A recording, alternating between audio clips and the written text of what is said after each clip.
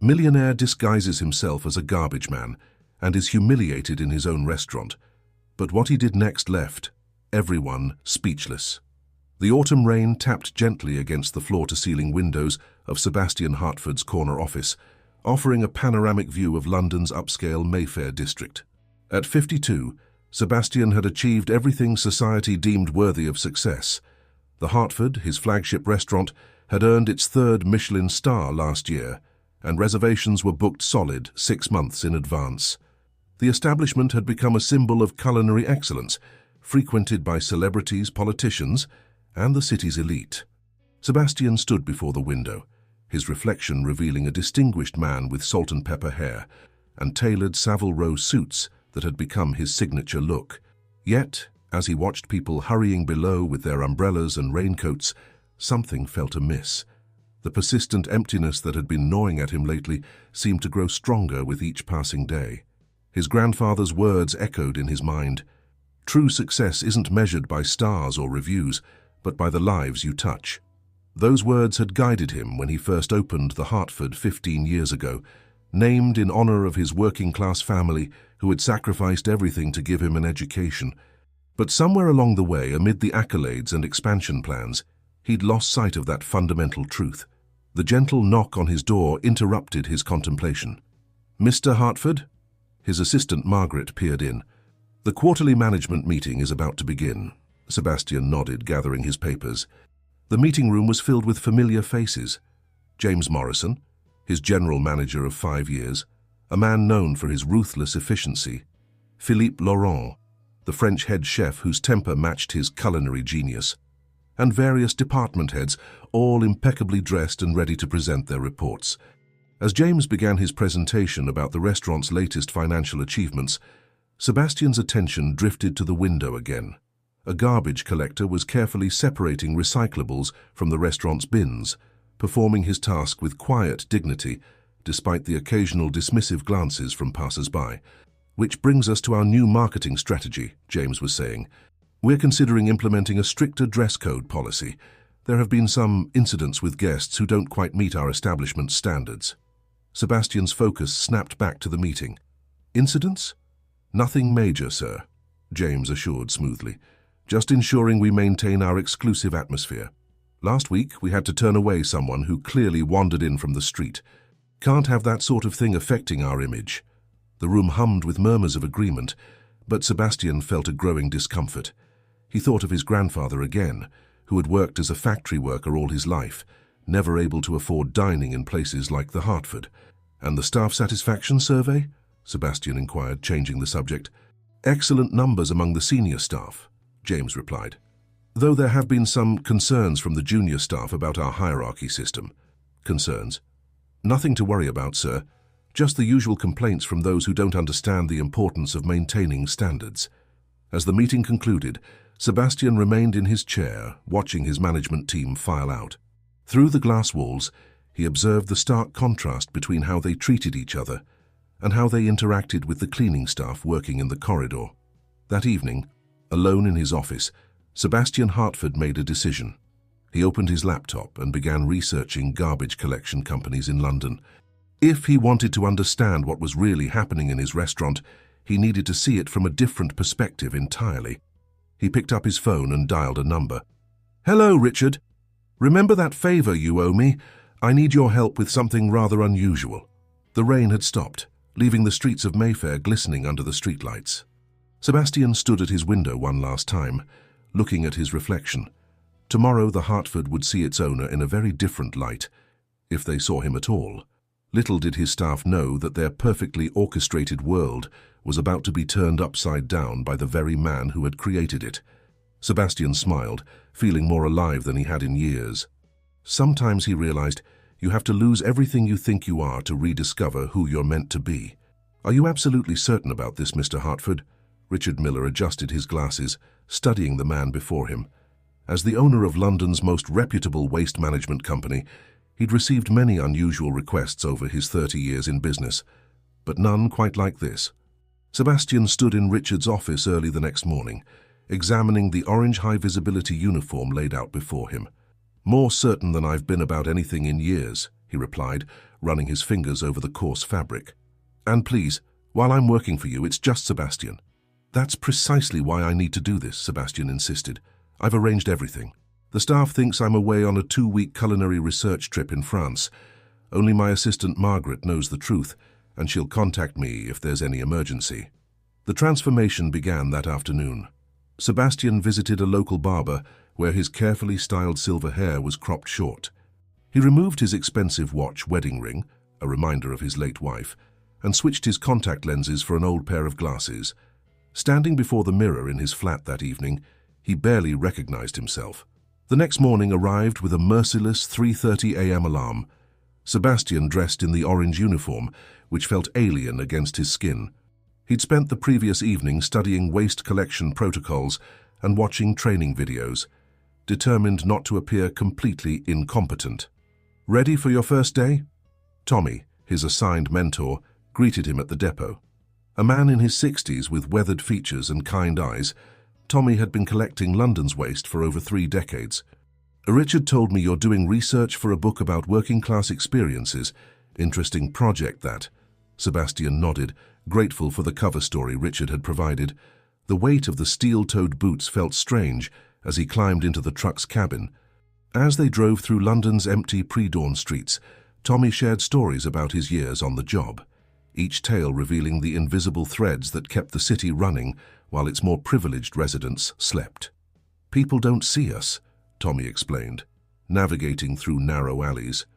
"Or rather, they see the uniform, not the person wearing it. It's like we're part of the furniture, yeah? Until something goes wrong, then suddenly we're visible, and usually not in a good way." Their first stop was a row of high-end restaurants in Covent Garden. Sebastian's muscles protested as he lifted his first bin, the physical reality of the job hitting him harder than expected. By their third stop, his hands were sore despite the thick gloves, and sweat trickled down his back. "So you're doing all right," Tommy encouraged, demonstrating a more efficient lifting technique. "Most newcomers give up by now. You've got determination, I'll give you that."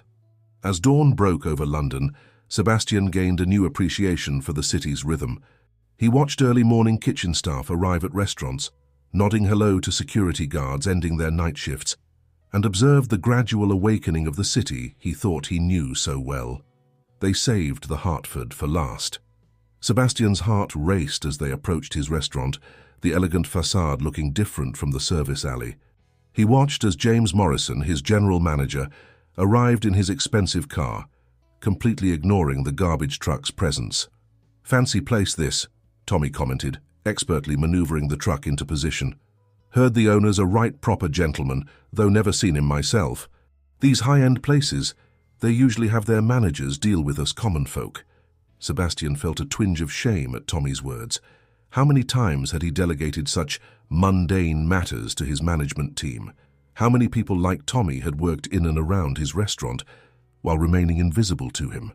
As they collected the Hertford's waste, Sebastian noticed a young waitress arriving early through the staff entrance. Unlike James, she smiled warmly at them. "Morning horrible weather we're having, isn't it? I've left some coffee by the bins for you guys, milk and sugar on the side. It's the least we can do considering you're out here in this rain." "That's Rose," Tommy explained as they drove away. "One of the few who treats us like actual humans. Been doing this route for 5 years. She's never missed a morning with her coffee. Even remembers how we take it." Sebastian remained quiet, processing everything he'd observed. His restaurant's gleaming exterior suddenly seemed like a facade, hiding a culture he'd allowed to develop unchecked. But tomorrow would be different. Tomorrow, he would enter the Hertford not as its owner, but as someone society had taught its staff to ignore. As he collapsed into bed that evening, his muscles aching and his mind racing, Sebastian realized that the real test was yet to come. He'd learned to look like a garbage collector, but tomorrow he would have to experience what it truly meant to be one in the world he'd helped create. After 3 days of collecting waste across London, Sebastian felt ready to take the next step in his plan. He'd memorized the patterns of his staff, noting when the restaurant was at its busiest and which employees worked each shift. Today he would attempt something that both terrified and excited him, entering the Hertford as a paying customer, dressed in his garbage collector's uniform. He'd chosen the time carefully, 2:30 p.m., when the lunch rush was winding down, but before the evening preparations began, his hands trembled slightly as he parked his newly acquired used Ford Fiesta around the corner, a far cry from his usual Bentley. The orange, high-visibility jacket felt like a beacon as he approached the restaurant's main entrance. Sebastian could see his reflection in the polished brass and glass doors, the short-cropped hair, the unfashionable glasses, the work boots leaving slight marks on the immaculate sidewalk. Taking a deep breath, he pushed open the door he'd walked through countless times before. The maitre d', Charles, looked up from his reservation book, his practiced smile freezing into something quite different. "I apologize, sir, but we're fully booked for lunch service," he said, his eyes darting toward the security button under the desk.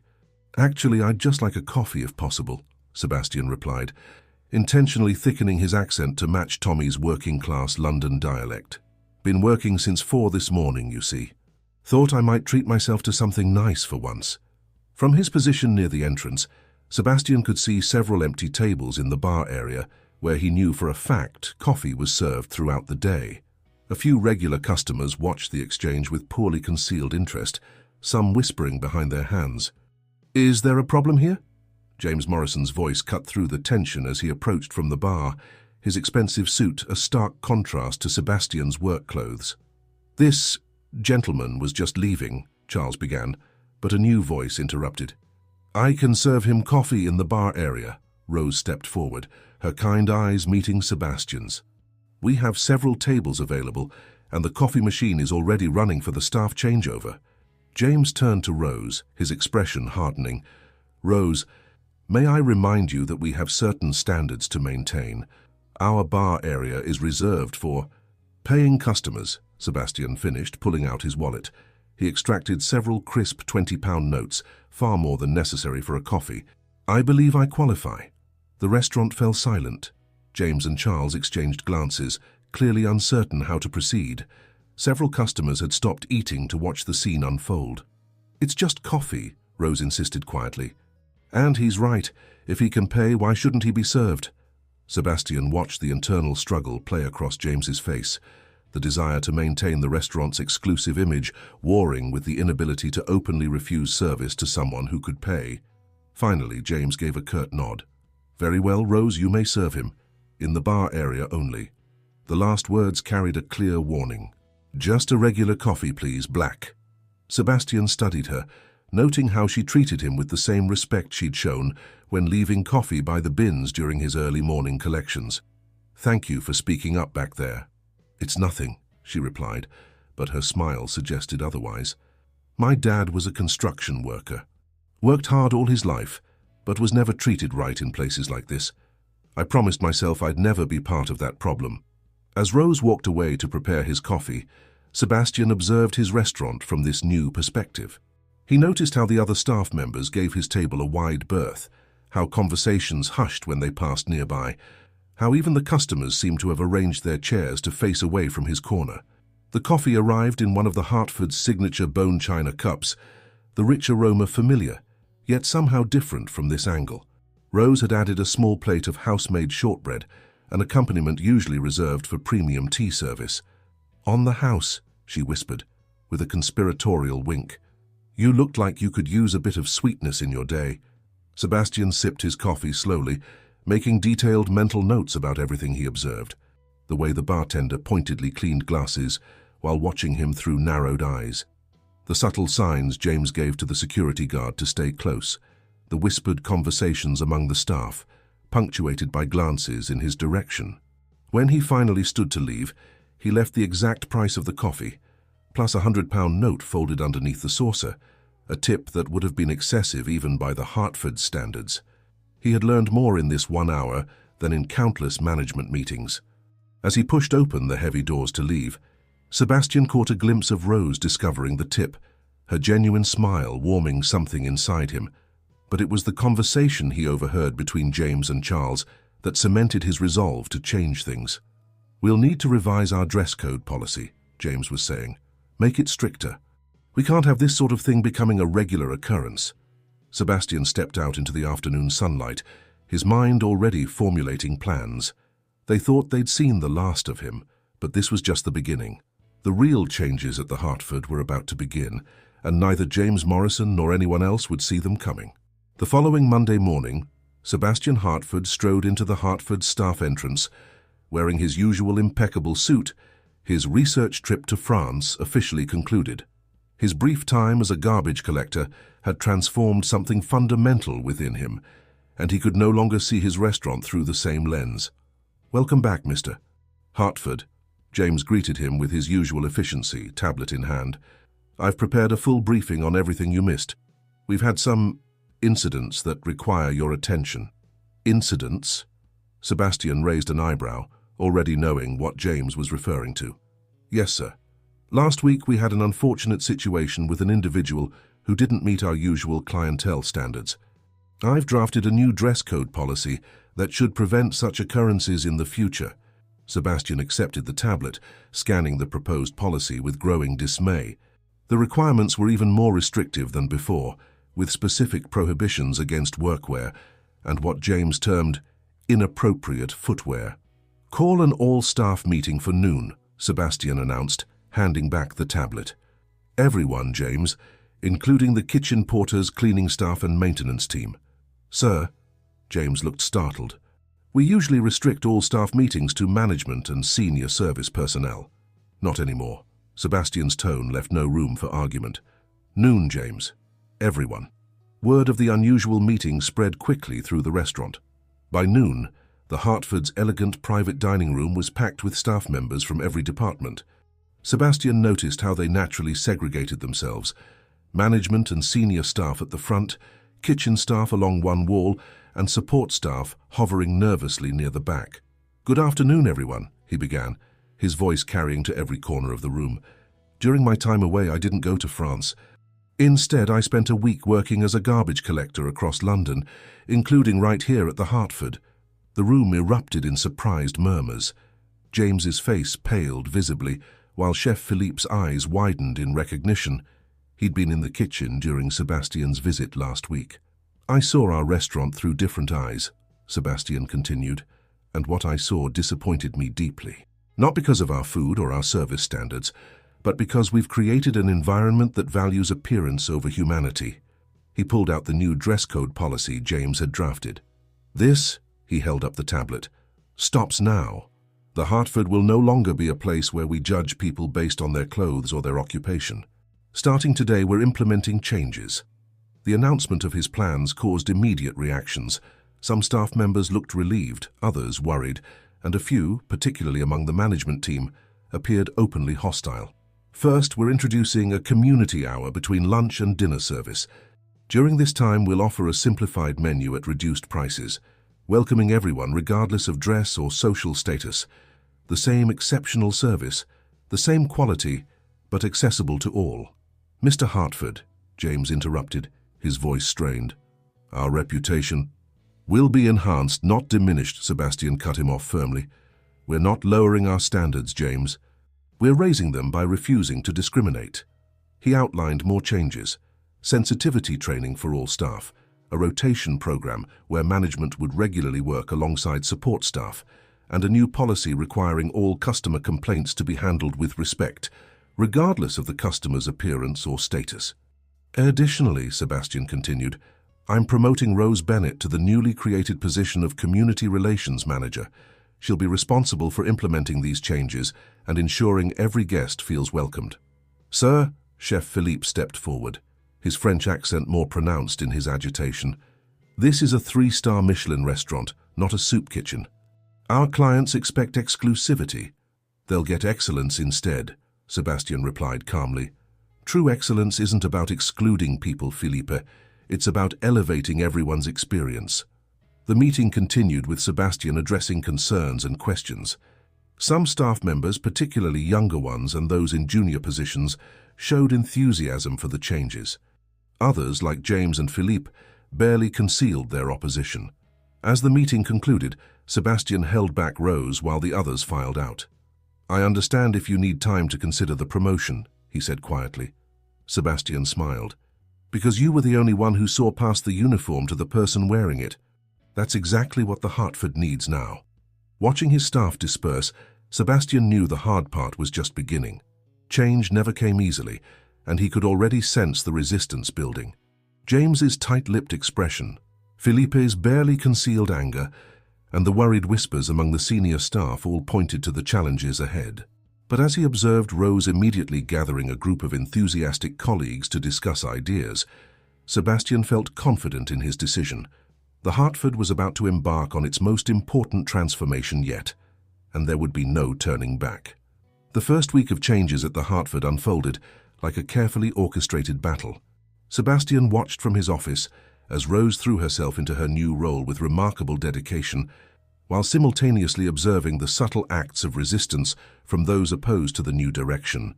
The reservation system is experiencing technical difficulties during community hour, Rose reported during their morning meeting, frustration evident in her voice. And somehow the simplified menu keeps getting misplaced in the kitchen. Sebastian nodded, having anticipated such passive resistance. How's the staff responding? It's divided, Rose admitted, consulting her notebook. The younger staff and most of the support team are on board, but there's this undercurrent of sabotage, I suppose you could call it. As if to prove her point, a commotion erupted from the dining room. They found James engaged in a heated discussion with a group of construction workers who'd arrived for community hour. I apologize, but there seems to be a problem with your reservation, James was saying, his tone professionally frosty. Perhaps you could return another time. But we called yesterday, one of the workers protested, still wearing his high-visibility jacket. Spoke to someone named Charles, who confirmed our booking. Sebastian stepped forward. James, I believe I heard Philippe mentioning he needed to speak with you urgently in the kitchen. I'll handle this. As James reluctantly departed, Sebastian personally welcomed the group, noting how their defensive postures relaxed when he treated them with genuine warmth. He led them to one of the best tables in the house, traditionally reserved for VIP guests. The views of Berkeley Square are particularly nice from here, he commented, signaling to Rose to handle their service personally. The workers' initial discomfort gradually melted away as they were treated with the same impeccable service the Hartford was famous for. Later that afternoon, Sebastian overheard Philippe complaining loudly in the kitchen. These new guests, they don't appreciate the subtleties of my cuisine. They want everything well done. Then perhaps we should help them discover those subtleties, Rose suggested, having entered the kitchen quietly. Instead of judging them, we could explain our recommendations and the reasons behind them. Share your passion, chef, don't withhold it. Philippe muttered something in French that didn't sound complimentary, but Sebastian noticed that the chef's resistance seemed to waver slightly at Rose's diplomatic approach. The real challenges, however, emerged during the evening service. Several regular customers, apparently informed by James about the new policies, expressed their concerns about the restaurant's direction. I hear you're letting just anyone in now, one particularly vocal patron complained to James within Sebastian's earshot. I've been coming here for 5 years. I don't pay these prices to dine alongside common laborers. Before James could respond, Sebastian approached the table. Sir, allow me to address your concerns personally. He pulled up a chair, noting the customer's surprised recognition. Those common laborers you mentioned? They built this building, they maintain our streets, they collect our waste. They make it possible for us to operate. The patron shifted uncomfortably. Hartford, surely you understand, the exclusivity of your establishment is now based on behavior, not bank accounts, Sebastian finished firmly. Everyone who treats our staff and fellow guests with respect is welcome here. That's our new standard of exclusivity. The conversation spread through London's elite dining circle like wildfire. By the end of the week, several high-profile regular customers had cancelled their standing reservations. James presented the numbers with barely concealed satisfaction. Bookings are down 30%, he announced during the management meeting. And the new community hour is operating at a loss. Perhaps it's time to reconsider. No, Sebastian interrupted. It's time to work harder. Rose, what are you hearing from the new customers? And how did Philippe handle it? Sebastian asked, noticing the chef's usually stern expression softening slightly at the memory. He spent 10 minutes explaining the technique to her. Rose smiled. Turns out she's studying culinary arts at college. Philippe even offered to give her a tour of the kitchen. Sebastian turned to James. That's the kind of experience we're creating now. Yes, we might lose some customers who only came here to feel superior to others, but we're gaining something far more valuable. As the meeting concluded, Sebastian witnessed a small but significant moment. An elderly man in worn but clean clothes entered for community hour looking nervous. Instead of interacting with James, Philippe emerged from the kitchen, still wearing his chef's hat. "Ah, monsieur, welcome back," the chef called out warmly. "I have prepared something special today, a new dish. Would you honor me by trying it and giving your opinion?" The man's face lit up with genuine pleasure. "Thank you, chef.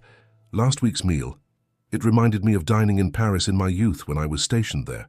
Sebastian watched as Philippe engaged the man in rapid French, their shared language transcending social barriers. Perhaps, he thought, not all resistance was permanent. Sometimes it just took the right moment, the right connection, to begin breaking down walls. But as he caught sight of James and Charles huddled in intense discussion near the host stand, Sebastian knew the real challenges were still to come. Change was happening, but some people would fight it every step of the way. The signs were subtle at first. A series of small accidents that could have been coincidences, reservations mysteriously vanishing during community hour, kitchen equipment malfunctioning just before simplified menu service, and suppliers suddenly becoming unreliable with certain deliveries. Sebastian examined the reports, his jaw tightening. And the kitchen incidents, 3 cases of miscommunication, where Chef Philippe's team prepared elegant plating for simplified menu items, making them take twice as long to serve. When customers complained about the wait, James suggested they might be more comfortable at a faster-paced establishment. The door opened, and Margaret, Sebastian's assistant, hurried in. "Sir, you need to see this." She handed him a tablet displaying several influential food blogs. The headlines made his heart sink. Has the Hartford lost its edge? From Michelin stars to mass market, the fall of fine dining. Elite exodus, London's finest restaurant caves to political correctness. These all appeared within hours of each other, Margaret explained. Almost as if someone coordinated them, Sebastian finished, his suspicion growing. Have we received any unusual calls from food critics or journalists recently? Margaret consulted her records. Several, all routed through James's office. Sebastian stood, walking to his window. The morning delivery trucks were arriving, including the waste collection vehicle. He watched Tommy, his former mentor, efficiently managing the bins. An idea began to form. "Rose, what's the status of the community engagement program you proposed?" Her eyes lit up. "Ready to launch. We've got 15 local businesses interested in participating, from the florist next door to the construction company, working on the new development." Even Tommy's waste management team expressed interest, but James said the budget— "Forget the budget," Sebastian interrupted. "I want you to proceed immediately, full scale, and I have a specific addition in mind." Over the next hour, they developed a plan that would either save the Hartford's soul or tear it apart completely. As Rose hurried off to begin preparations, Sebastian picked up his phone. "Philippe, could you come to my office? Bring your best ideas. We're going to create something special." The chef arrived promptly, his usual stern expression tinged with curiosity. Despite his initial resistance to the changes, Philippe's artistic soul had been increasingly drawn to the challenge of creating accessible yet exceptional dishes. "I need your genius, Philippe," Sebastian began. "Not for our usual clientele, but for something bigger. Something that could change everything." As Sebastian outlined his plan, he watched the chef's expression transform from skepticism to growing excitement. By the time they finished discussing the details, Philippe was sketching menu ideas on a notepad, muttering enthusiastically in French. Later that afternoon, Sebastian called an emergency management meeting. James arrived looking supremely confident, likely expecting Sebastian to announce a return to their old policies, given the recent negative press. "The Hartford is hosting a community showcase next week," Sebastian announced instead. "We're inviting all our neighbors, from street cleaners to shop owners, construction workers to corporate executives. Philippe is creating a special menu that combines fine dining artistry with accessible flavors. Every guest will be treated as a VIP." James's confidence faltered. "Sir, our reputation will be enhanced by showing that true excellence doesn't discriminate," Sebastian cut him off. "This isn't a debate, James, it's happening, and I expect everyone's full cooperation." After the meeting, Sebastian overheard James on his phone in the corridor. "It's worse than we thought. He's completely lost control." "Yes, yes, I understand. The investors need to be informed. Immediately." Sebastian smiled grimly. He'd anticipated this move. Unknown to James, he'd spent the past week quietly meeting with the restaurant's major investors, sharing his vision for the future.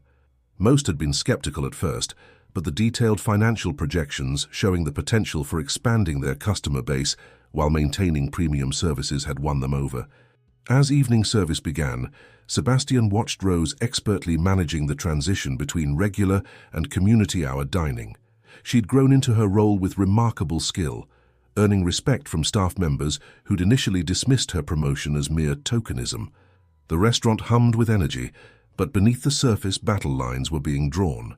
James's resistance had moved from passive to active, and the upcoming community showcase would force everyone to choose sides. Sebastian returned to his office, reviewing Rose's detailed plans for the event. Everything would depend on its success. As he studied the guest list, his eye caught a familiar name, Lady Helena Worthington, one of London's most influential food critics. She had requested a table not during regular service, but during community hour. Perhaps, Sebastian thought, the winds were already beginning to change. But first, they would have to weather the storm that James was clearly planning to unleash.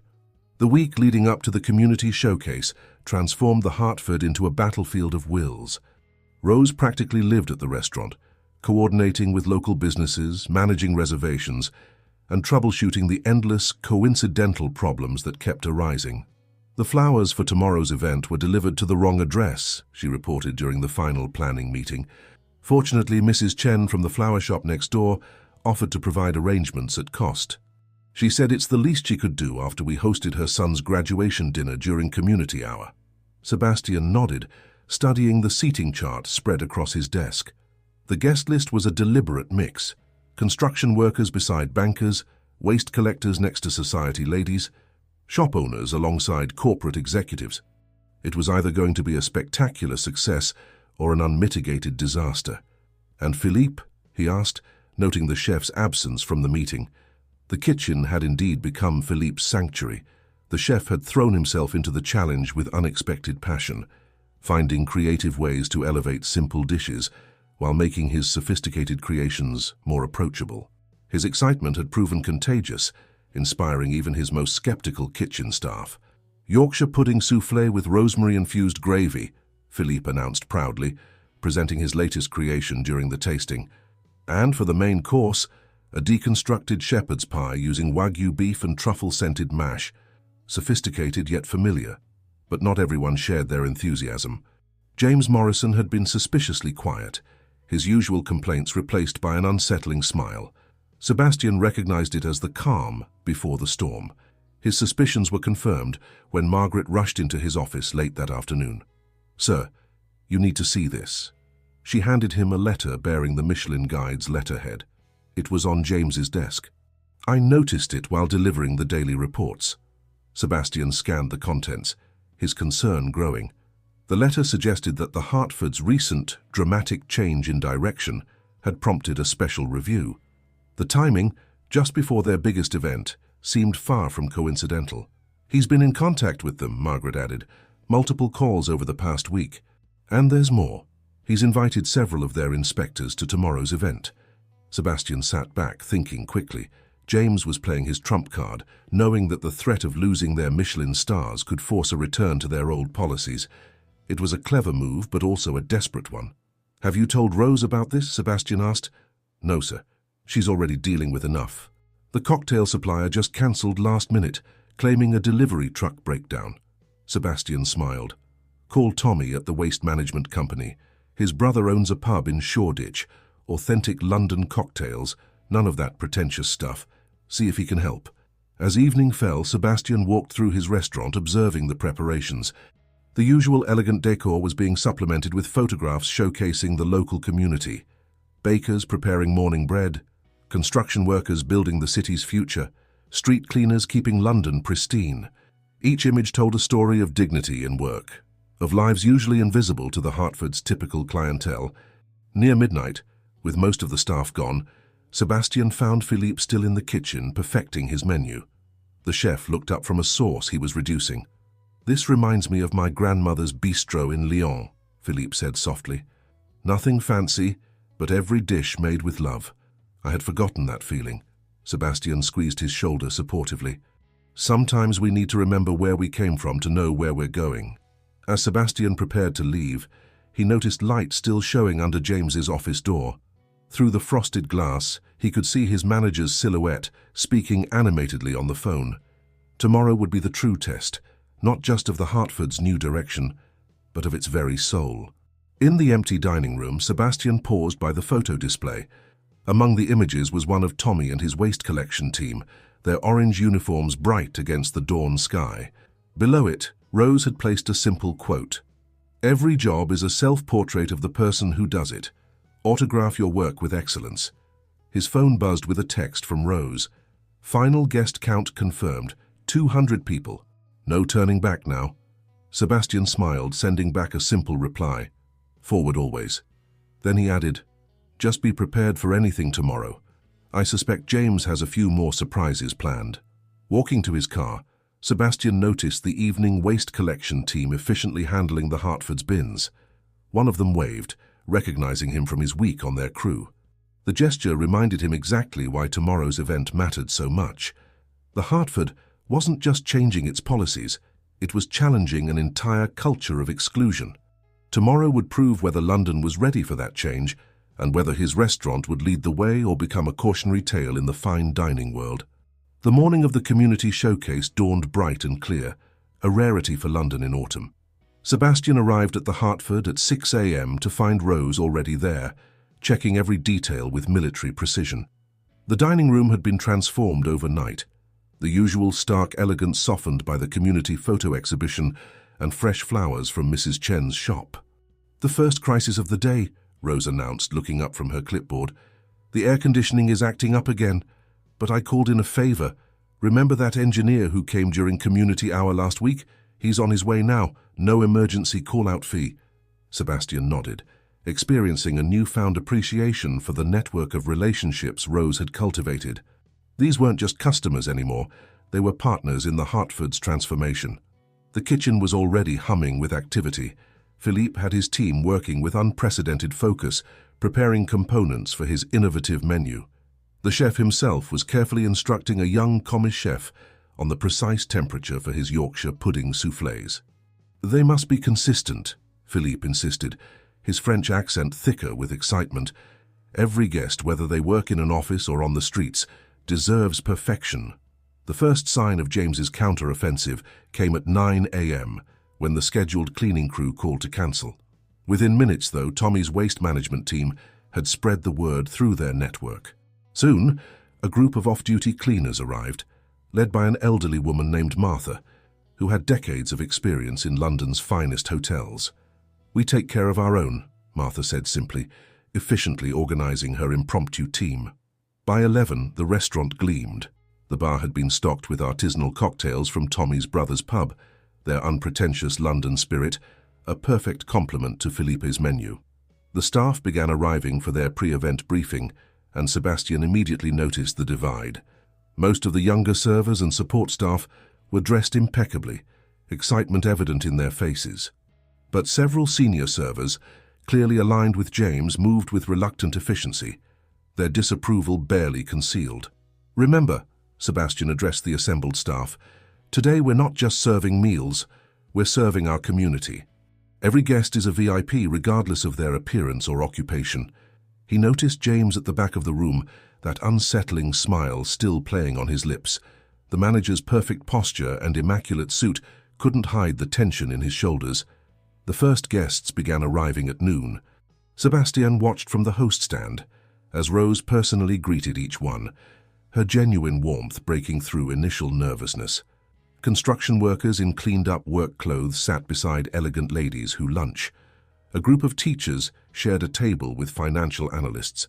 Philippe's menu worked its magic. The Yorkshire pudding soufflés earned gasps of delight, their familiar comfort elevated by perfect technique. The deconstructed shepherd's pie proved that fine dining could be both sophisticated and accessible. Just like my mum's, Sebastian overheard a taxi driver telling Philippe, but fancy-like. Never thought I'd eat something like this. The chef's chest swelled with pride. In France, the best cuisine has always come from tradition, from the food of ordinary people. We just forgot that somewhere along the way. Then James made his move. Sebastian noticed him greeting three elegantly dressed individuals with excessive deference. The Michelin inspectors had arrived right on schedule. "Mr. Hartford?"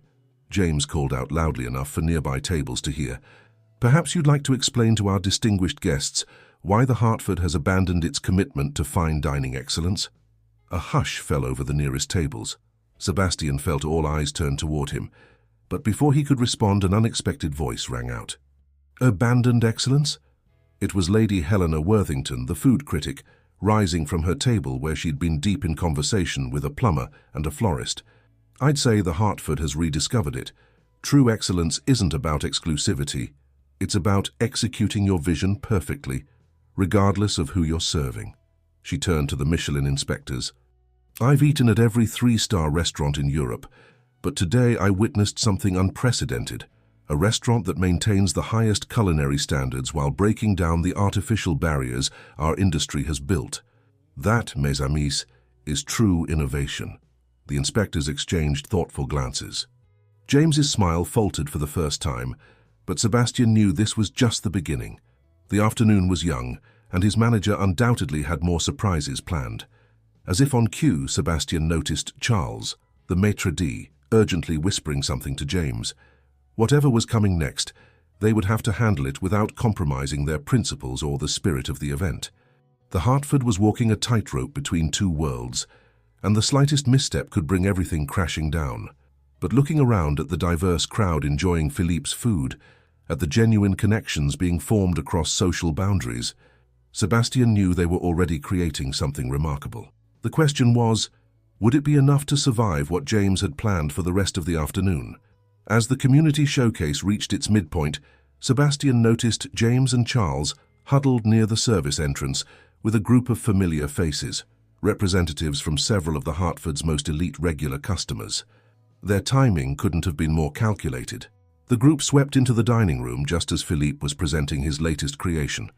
A masterful fusion of street food and fine dining, fish and chips reimagined with Dover, sole in champagne batter, and triple-cooked heritage potatoes.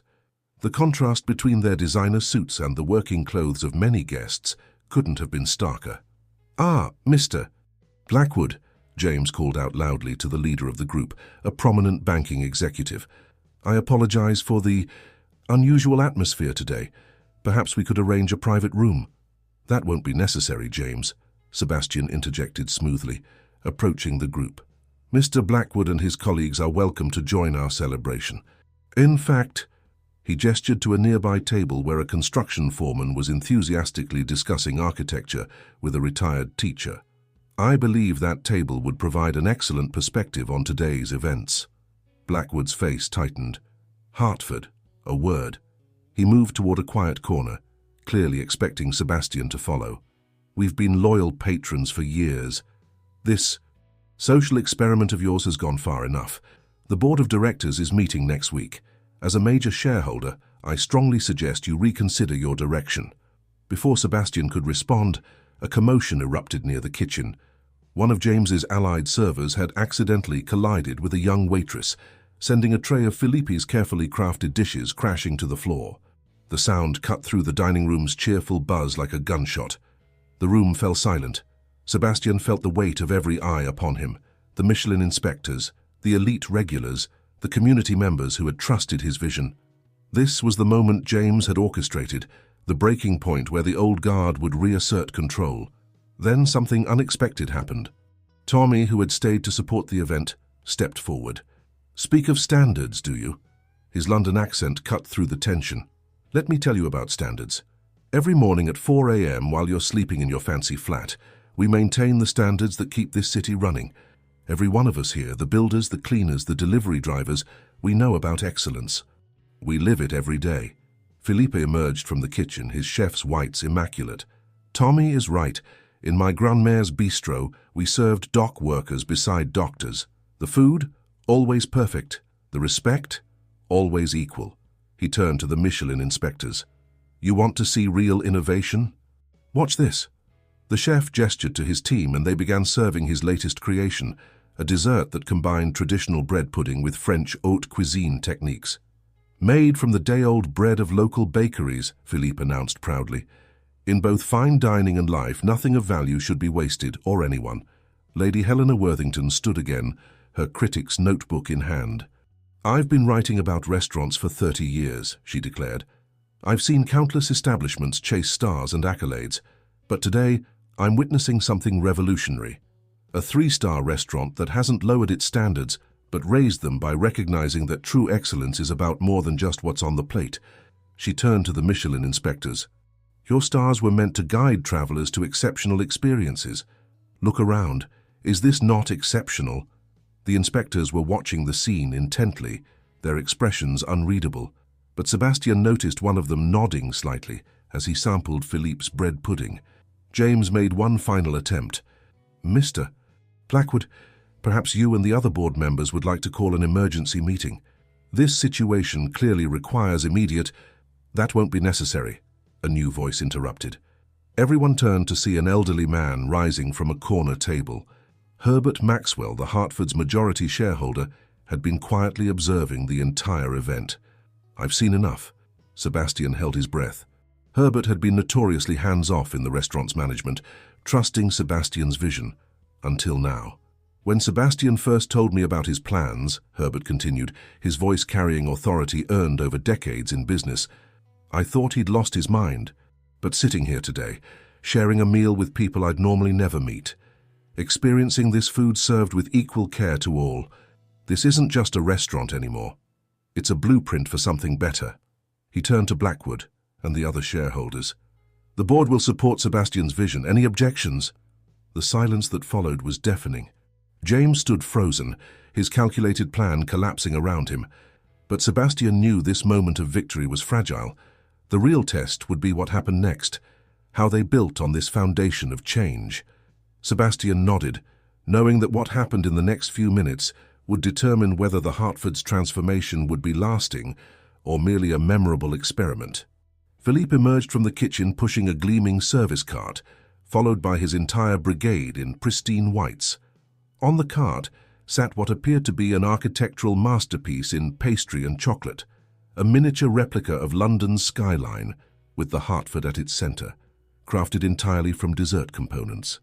In my career, Philippe announced, his voice carrying emotion rarely heard from the stern chef, I have created many fancy dishes. But today I present something different. This dessert represents our city, not just its buildings, but its people. Each piece is unique, yet together they create something magnificent. As the kitchen team began serving portions to every guest, Philippe explained the components. The base is traditional English trifle. The towers are French croquembouche, the bridges Italian tiramisu, the roads German strudel. Like London itself, it is a celebration of diversity coming together as one. Sebastian watched in amazement as Philippe personally served the first piece to Martha, the cleaning lady who had saved the day that morning. The chef's hands, capable of the most delicate culinary artistry, showed equal care in serving this simple woman, as they did when serving royalty. James stood rigid by the wall, watching his carefully constructed world of exclusivity crumble. Herbert Maxwell approached him, speaking quietly but firmly. You're an excellent manager, James. Your attention to detail and standards are impressive. The question is, will you use those skills to embrace this new direction, or is it time for you to find a restaurant more aligned with your values? Before James could respond, a commotion near the entrance drew everyone's attention. A group of workers in high-vis jackets was arriving, the construction crew from the site down the street still in their work clothes. Sorry we're late, their foreman called out. Had to finish pouring concrete. Heard we might still be welcome? The Michelin inspectors had been observing everything. Now their leader approached Sebastian. Mr. Hartford, in all my years of reviewing restaurants, I've never seen anything quite like this. You've taken an immense risk. Not a risk, Sebastian corrected gently. An investment. In our community, our people, and our future. Lady Helena joined them, her critic's notebook full of notes. The food industry talks endlessly about innovation, but it's usually just about new techniques or unusual ingredients. This, she gestured around the room, this is true innovation, challenging not just how we serve food, but why we serve it and to whom. Throughout the room, something remarkable was happening. The initial awkwardness between different social groups had melted away, replaced by genuine conversation and connection. A banker was enthusiastically discussing finance with a postal worker. A society lady was sharing family recipes with a construction worker. Philippe was earnestly talking technique with a young apprentice chef who had come with the late-arriving construction crew. Tommy approached Sebastian, grinning. "Not bad for a posh restaurant owner who spent a week collecting garbage, eh? Though your bin technique still needs work." Sebastian laughed, then grew serious. "Thank you, Tommy. Your lessons about dignity in work, about seeing people, they changed everything." "The next one?" James's voice cut in. All eyes turned to him. He stood straighter, his expression complex. "If we're going to make this a regular event, we'll need proper protocols. Standards for service that maintain our excellence while embracing inclusivity. Training programs for staff. Community outreach systems." He paused. "That is, if you still want my input." Sebastian studied his manager thoughtfully. "The Hartford needs your expertise, James, but it needs your heart too. Are you willing to give both?" A long moment passed. Finally, James nodded, his rigid posture relaxing slightly. "I may need some time to adjust my perspective, but I'm willing to try." As the evening drew to a close, Sebastian found himself back at his usual spot by the window, watching the city lights come on. But now he saw London differently, not as a hierarchy of exclusive spaces and privileged access, but as a community where every person's contribution mattered. The Hartford had changed too. The elegant dining room no longer felt like a fortress of exclusivity. Instead, it had become a bridge, connecting different worlds, different lives, different stories. The excellence remained, in the food, the service, the attention to detail, but now it served a greater purpose. Herbert Maxwell joined him at the window. "You know," the elderly shareholder mused, "success in business isn't just about profits, it's about legacy. Today, you've started building something truly remarkable." Outside, Tommy's evening crew was efficiently managing the event's waste, working with the same quiet dignity Sebastian had observed weeks ago. Each of them waved as they finished their task, no longer invisible, but valued members of the Hartford's extended family. The revolution had begun with a simple act, a successful man choosing to step down from his tower and walk in another's shoes. It would continue, Sebastian knew, one meal, one connection, one transformation at a time. 6 months after the community showcase, the Hartford had become something entirely new. The physical space remained elegant, but the atmosphere had transformed into one of warm sophistication rather than cold exclusivity. The restaurant's success had sparked a movement across London's fine dining scene, though none had quite managed to capture the authentic spirit of inclusion that made the Hartford special. Sebastian sat in his office, reviewing the latest quarterly reports with Rose and James. The numbers told an unexpected story. While they had lost some of their traditional high-end clientele, overall revenue had increased by 30%. The community hour was now consistently booked weeks in advance, and their regular service had a more diverse, vibrant client base than ever. "The waiting list for cooking classes is getting out of hand," Rose reported, scrolling through her tablet. The classes had been Philippe's idea, a monthly series where he taught both classic French techniques and how to elevate simple home cooking. "We've had to add 3 more sessions this month." James, who had surprised everyone with his eventual embrace of the new direction, added, "The business community is taking notice. We've had inquiries from restaurants in Paris, New York, and Tokyo about implementing similar programs." The transformation hadn't been without its challenges. Some staff members had chosen to leave, unable or unwilling to adapt to the new philosophy. But those who stayed had grown in unexpected ways. Charles, once the epitome of stuffiness, now ran a mentoring program for young people interested in hospitality careers. "Did you see this morning's paper?" Rose pushed a copy of the Times across the desk. The headline read, "Hartford Effect: How One Restaurant's Revolution is Changing Britain's Class Culture." Sebastian smiled, remembering the journey that had brought them here. The article detailed how the Hartford's example had inspired other businesses to examine their own practices. Several high-end hotels had started community engagement programs. A prestigious law firm had eliminated dress codes for clients. Even some private members' clubs were rethinking their exclusivity. Tommy's waste management company reports similar changes, Rose continued. Other restaurants and hotels have started treating their service providers with more respect. Some have even set up break rooms and facilities for delivery drivers and maintenance workers. A knock at the door interrupted them. Philippe entered, his chef's whites spotless as always, but his formerly stern demeanor replaced by an energetic enthusiasm. "You must come see this," he insisted, leading them to the kitchen. The kitchen had always been a model of efficiency, but now it buzzed with a different kind of energy. Along one wall, photographs showed the sources of their ingredients, local farmers, fishmongers, and other suppliers. Philippe had made it his mission to know not just the quality of his ingredients, but the people behind them. "Today we have something special," the chef announced proudly. "Remember Maria, the young lady from the construction crew? The one who reminded me of my granddaughter?" Sebastian nodded. Maria had been a regular at Community Hour, always asking Philippe questions about cooking. "She's been attending our cooking classes," Philippe continued. "And look what she created." He unveiled a plate that could have graced any Michelin-starred restaurant. "Her own recipe," Philippe explained, his voice thick with pride. "She combined her Portuguese grandmother's techniques with what she learned here. We're adding it to next week's menu." James examined the dish with his usual attention to detail. "Excellent presentation, the fusion of traditional and modern elements. This could be our new signature dish." "That's not all," Rose added. "Remember how the construction company started sending their apprentices here for lunch to learn about fine dining etiquette? 3 other companies have asked to join the program. We're creating a whole new generation of confident, culturally fluent workers." Sebastian watched as Philippe's team prepared for the evening service. The kitchen staff now included people from all walks of life: former bankers who had found their true passion in cooking, young people from the housing estates who showed promising talent, even a former client who had traded his business suit for chef's whites.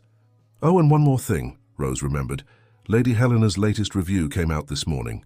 She's suggesting that the Michelin Guide create a new category altogether, one that recognizes not just culinary excellence, but social impact."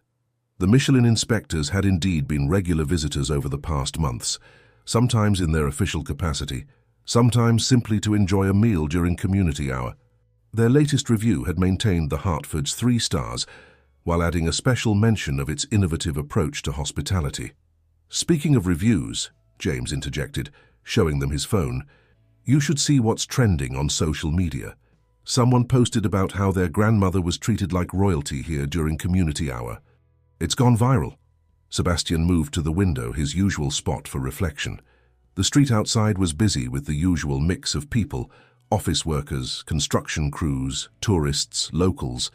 But now, many of them looked at the Hartford, not with intimidation or resentment, but with a sense of belonging. A group of construction workers was entering for their lunch break, hard hats in hand, comfortable in the knowledge that they would be treated with the same respect as any other guest. Through the window, Sebastian could see Tommy's waste collection team efficiently managing the bins, now considered part of the Hartford's extended family. "You know what the best part is?" Rose said softly, joining him at the window. "It's not just about the restaurant anymore. We're changing how people see themselves and each other." Sebastian nodded, watching the city pulse with life. The Hartford had become more than a restaurant. It had become a catalyst for change, a proof that excellence and inclusivity could not only coexist, but enhance each other. As they returned to their meeting, Sebastian caught sight of a familiar face through the window: James Morrison, personally greeting a group of street cleaners arriving for lunch, his former rigid formality replaced by genuine warmth. Sometimes, Sebastian reflected, the biggest transformations happened in the most unexpected places. 1 year to the day after Sebastian first put on an orange high-visibility jacket, the Hartford prepared for a very special evening. The occasion was unique, a celebration of community, transformation, and the power of seeing people for who they really are. The guest list was deliberately crafted to tell a story. Tommy and his entire waste management team were there, dressed in their best but wearing their orange safety vests as badges of honor. The construction crews who had become regular customers sat alongside banking executives who had learned to see beyond appearances. Martha, the cleaner who had saved their first community showcase, was given a place of honor near the center of the room. Philippe had outdone himself with the menu. Each course told a story of transformation, street food elevated to fine dining, home cooking techniques refined with French precision, traditional recipes reimagined through a modern lens. But more importantly, each dish had a personal connection to someone in the room. The first course, Philippe announced, his French accent carrying across the hushed dining room, is dedicated to Tommy and his team, a refined version of the breakfast sandwiches they grab at dawn, but with house-cured bacon and artisanal bread. Because excellence exists everywhere, if we only have eyes to see it. Sebastian stood at his usual spot near the window, taking in the scene. James was at the door, greeting guests with genuine warmth, his former rigid demeanor completely transformed. Rose moved through the room with grace, ensuring every guest felt special, just as she had done that first day when Sebastian had arrived in his garbage collector's uniform. Quite a change from a year ago, Herbert Maxwell observed, joining Sebastian at the window. The elderly majority shareholder had become one of the strongest advocates for the Hartford's transformation. Though I suspect you knew even then that this was possible, Sebastian shook his head. I knew something had to change, but this... He gestured to the room where social barriers had dissolved into genuine connection and conversation. This exceeded every hope I had. The evening centerpiece was the unveiling of a new tradition. The Hartford would now offer apprenticeships to people from all walks of life who showed passion for hospitality. Maria, the construction worker who had impressed Philippe with her cooking, was introduced as their first head apprentice chef. A year ago, Maria addressed the room, her voice trembling slightly. I would never have dared to enter a place like this. Now, I'm helping create the food that makes it special. Chef Philippe taught me that cuisine is a language of love that everyone can speak. As she finished speaking, the kitchen doors opened and Philippe's team emerged with the main course. Leading them was Charles, the former maître d', who had once tried to turn Sebastian away. Now he carried a special dish with pride. Tonight's signature dish, Charles announced, was created by our own Maria, combining her grandmother's Portuguese heritage with the Hartford's classical techniques. We call it breaking bread, because that's what happens when we truly see each other as equals. Lady Helena Worthington, seated with a mix of food critics and local shopkeepers, raised her glass. To the Hartford, she declared, for reminding us that true luxury isn't about exclusion, it's about making everyone feel extraordinary. The evening progressed with more surprises. James unveiled a mentorship program that would pair experienced staff with newcomers to the hospitality industry, regardless of their background. Rose announced the expansion of Community Hour to include weekly events celebrating different cultural traditions and cuisines. But the most powerful moment came near the end of the evening. Sebastian rose to address the room, but instead of standing at the front, he remained by his window where this journey had begun. A year ago, he started, I stood at this window and saw London as two separate worlds, the privileged few we served and everyone else. Today, I see it differently. I see a community where every person's contribution matters, where excellence isn't about exclusivity, but about how we treat each other. He turned to Tommy. You taught me that dignity isn't given by a uniform or a title. It's earned by how we conduct ourselves and how we treat others. To Philippe, you showed me that true artistry isn't diminished by being accessible. To Rose, you proved that kindness and excellence are not mutually exclusive. Finally, he addressed James. And you demonstrated that even the most deeply held beliefs can change when we open our hearts to new possibilities.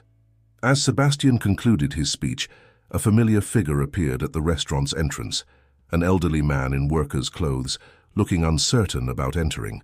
It was George, the street cleaner who had been turned away the year before, whose treatment had sparked Sebastian's original transformation.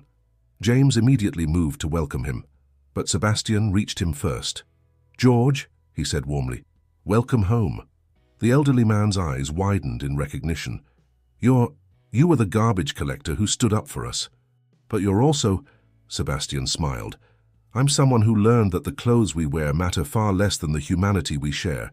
Please, join us. Chef Philippe has prepared something special in your honor." As George was led to his table, surrounded by warm greetings from regulars who knew his story, Sebastian returned to his window. Outside, London continued its eternal rhythm, people hurrying past, lives intersecting, stories unfolding. But now the Hartford stood not as a barrier between worlds, but as a bridge connecting them. The restaurant had maintained its excellence, its 3 Michelin stars, its reputation for exceptional cuisine, but it had gained something far more valuable: a soul. In breaking down walls between people, it had built something stronger, a community where everyone's story mattered, where every person was seen. "Full circle," Rose murmured, joining him at the window. "No," Sebastian corrected gently, watching as Philippe emerged to personally serve George his special dish. "This isn't an ending, it's a beginning.